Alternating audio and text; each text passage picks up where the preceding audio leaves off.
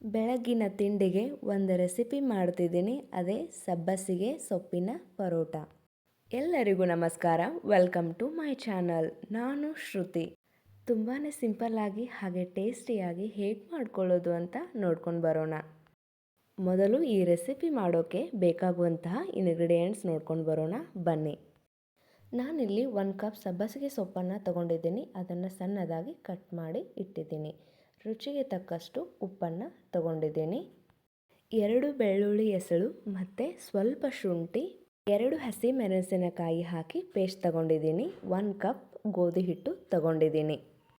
ಅರ್ಧ tea spoon ಬಿಳಿ ಎಳ್ಳು, ಅರ್ಧ ಟೀ ಸ್ಪೂನ್ ಗರಂ ಮಸಾಲ ಮತ್ತು ಸ್ವಲ್ಪ ಜೀರಿಗೆ ಮತ್ತು ಸ್ವಲ್ಪ ಅಜ್ವಾಯಿನ ತಗೊಂಡಿದ್ದೀನಿ. ಸಬ್ಬಸಿಗೆ ಸೊಪ್ಪಿನ ಪರೋಟ ಮಾಡೋಕ್ಕೆ ಏನೇನು ಬೇಕು ಅಂತ ನೋಡಿದ್ವಿ ಅಲ್ಲ, ಇವಾಗ ಹೇಗೆ ಮಾಡ್ಕೊಳ್ಳೋದು ಅಂತ ನೋಡ್ಕೊಂಡು ಬರೋಣ ಬನ್ನಿ. ಮೊದಲಿಗೆ ಒಂದು ಪಾತ್ರೆನ ತಗೊಂಡು ಅದಕ್ಕೆ 1 ಕಪ್ ಗೋಧಿ ಹಿಟ್ಟನ್ನು ಹಾಕಿದ್ದೀನಿ. ಇದಕ್ಕೆ ಸಣ್ಣದಾಗಿ ಕಟ್ ಮಾಡಿಟ್ಟಂತಹ ಸಬ್ಬಸಿಗೆ ಸೊಪ್ಪು ಹಾಕ್ತಿದ್ದೀನಿ. ಈ ಸೊಪ್ಪನ್ನು ಆದಷ್ಟು ಸಣ್ಣದಾಗಿ ಕಟ್ ಮಾಡಿ ಇಟ್ಕೊಳ್ಳಿ. ಈಗ ಇದಕ್ಕೆ ಬೆಳ್ಳುಳ್ಳಿ, ಶುಂಠಿ ಮತ್ತು ಹಸಿರು ಮೆಣಸಿನಕಾಯಿ ಪೇಸ್ಟ್ ಹಾಕ್ತಿದ್ದೀನಿ.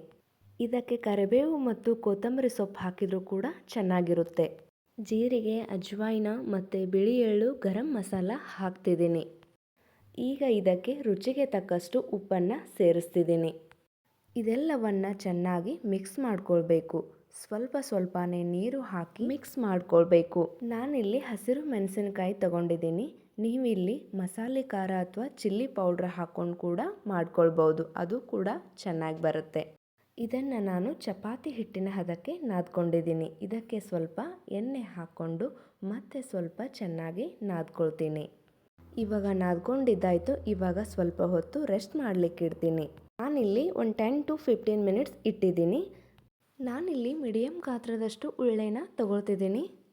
ಸಬ್ಬಸಿಗೆ ಸೊಪ್ಪು ತಿನ್ನಲ್ಲ ಅಂತ ಮಕ್ಕಳು ಹಠ ಮಾಡ್ತಿರ್ತಾರಲ್ಲ, ಆಗ ಮಕ್ಕಳಿಗೆ ಈ ರೀತಿ ಪರೋಟ ಮಾಡಿಕೊಟ್ರೆ ಇಷ್ಟಪಟ್ಟು ತಿಂತಾರೆ. ಈಗ ಇದಕ್ಕೆ ಸ್ವಲ್ಪ ಹಿಟ್ಟು ಹಾಕಿ ಲಟ್ಟಿಸ್ಬೇಕು. ಎಣ್ಣೆನೂ ಹಾಕಿ ಕೂಡ ಲಟ್ಟಿಸ್ಕೋಬೋದು.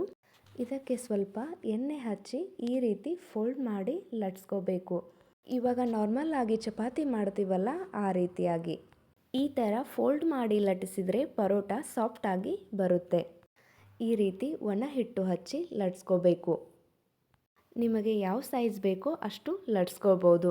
ನಾನಿಲ್ಲಿ ಮೀಡಿಯಮ್ ಸೈಜಲ್ಲಿ ಲಟ್ಟಿಸಿದ್ದೀನಿ. ತೀರಾ ತೆಳ್ಳಗೂ ಲಟ್ಸ್ಕೋಬಾರ್ದು, ತೀರಾ ದಪ್ಪಗೂ ಲಟ್ಸ್ಕೋಬಾರ್ದು. ಮೀಡಿಯಮ್ ಸೈಜಲ್ಲಿ ಲಟ್ಸಿದ್ರೆ ಸಾಕು. ಈ ಸೈಜಲ್ಲಿದ್ದರೆ ಸಾಕು. ನಾನಿಲ್ಲಿ ಇದೇ ಥರ ಒಂದು 4-5 ಪರೋಟ ಮಾಡಿಟ್ಕೊಂಡಿದ್ದೀನಿ. ಇವಾಗ ಬೇಯಿಸ್ಕೊಳ್ಳೋಣ ಬನ್ನಿ. ಸ್ಟವ್ ಮೇಲೆ ಒಂದು ತವಾ ಇಟ್ಕೊಂಡು ಅದಕ್ಕೆ ಸ್ವಲ್ಪ ಎಣ್ಣೆ ಹಾಕಿ ಈ ಪರೋಟನ ಈ ರೀತಿ ಹಾಕಿ ಮೇಲೆ ಸ್ವಲ್ಪ ಎಣ್ಣೆ ಹಾಕಿ ಚೆನ್ನಾಗಿ ಬೇಯಿಸ್ಕೊಳ್ಬೇಕು. 2 ಸೈಡಲ್ಲೂ ಕೂಡ ಎಣ್ಣೆ ಹಚ್ಚಿ ಬೇಯಿಸ್ಕೊಳ್ಬೇಕು. ತುಪ್ಪ ಹಾಕಿ ಕೂಡ ಬೇಯಿಸ್ಕೊಳ್ಬೋದು. 2 ಸೈಡಲ್ಲೂ ಕೂಡ ಚೆನ್ನಾಗಿ ಬೇಯಿದ್ರೆ ಪರೋಟ ರೆಡಿ ಆಗುತ್ತೆ. ಈಗ ಇದನ್ನು ಒಂದು ಪ್ಲೇಟ್ಗೆ ಸರ್ವ್ ಮಾಡ್ಕೊತಿದ್ದೀನಿ. ಇದನ್ನು ಹಾಗೆ ಕೂಡ ತಿನ್ಬೋದು, ಹಾಗೆ ಶೇಂಗಾ ಚಟ್ನಿ ಮತ್ತು ಮೊಸರು ಜೊತೆಗೂ ತಿನ್ಕೋಬೋದು. ಇದೇ ರೀತಿಯಾಗಿ ಇನ್ನೊಂದು ಪರೋಟ ಕೂಡ ಚೆನ್ನಾಗಿ ಎಣ್ಣೆ ಹಾಕಿ ಬೇಯಿಸ್ಕೊಳ್ತಿದ್ದೀನಿ. ಇದನ್ನು ಬೇಳೆ ದಾಲ್ ಜೊತೆಗೂ ತಿನ್ಕೋಬಹುದು. ನೋಡಿದ್ರಲ್ಲ ಫ್ರೆಂಡ್ಸ್, ಬೆಳಗಿನ ತಿಂಡಿಗೆ ಒಂದು ಹೆಲ್ದಿ ರೆಸಿಪಿ ಮಾಡಿ ತೋರಿಸಿದ್ದೀನಿ.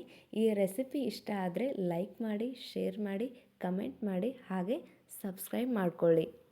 ಈ ರೆಸಿಪಿ ಚಿಕ್ಕವರಿಂದ ದೊಡ್ಡವರಿಗೂ ಕೂಡ ಇಷ್ಟ ಆಗುತ್ತೆ. ಇದರಲ್ಲಿ ಗೋಧಿ ಹಿಟ್ಟು ಮತ್ತು ಸಬ್ಬಸಿಗೆ ಸೊಪ್ಪು ಇರುವುದರಿಂದ ಆರೋಗ್ಯಕ್ಕೆ ತುಂಬ ಒಳ್ಳೆಯದು. ಈ ಸಬ್ಬಸಿಗೆ ಸೊಪ್ಪನ್ನು ನಿಯಮಿತವಾಗಿ ಸೇವಿಸುವುದರಿಂದ ದೇಹದ ತೂಕವನ್ನು ಕಡಿಮೆ ಮಾಡಿಕೊಳ್ಬಹುದು. Thank you.